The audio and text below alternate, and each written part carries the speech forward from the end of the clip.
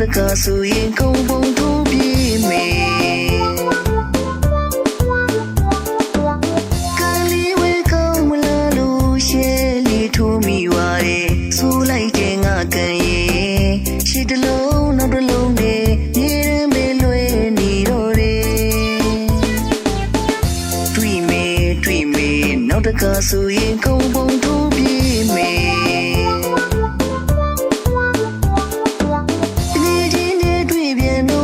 မထူလာလို့မိပြန်နေဟိုတကွယ်ကောင်းတဲ့တငယ်ချင်းရဲ့ဒီကားလေးကပူမိုက်တယ်ဒီလိုစကားလေးမြေရန်ကိုပြောနေတော့တယ်စိတ်ရှားတငယ်ချင်းရဲ့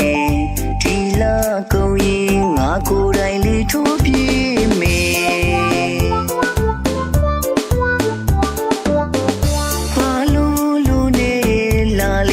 ကုန်တော့မေကွယ်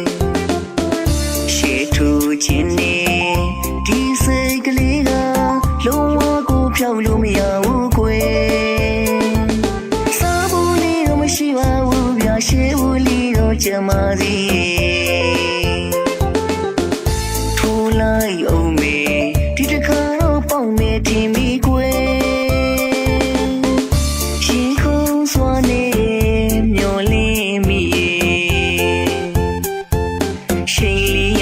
ကြည့်လိုက်တော့ကွယ်အိုးသွားပြီရှစ်တလုံးလေးတော့မပါဘူးကွယ်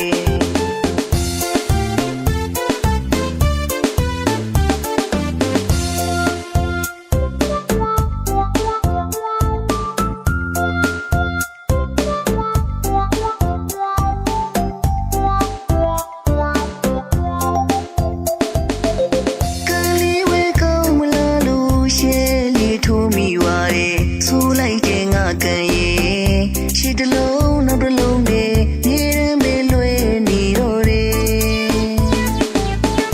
တွေ့မယ်နောက်တကဆိုရင်ကုန်းပုံထိုးပြေးမယ်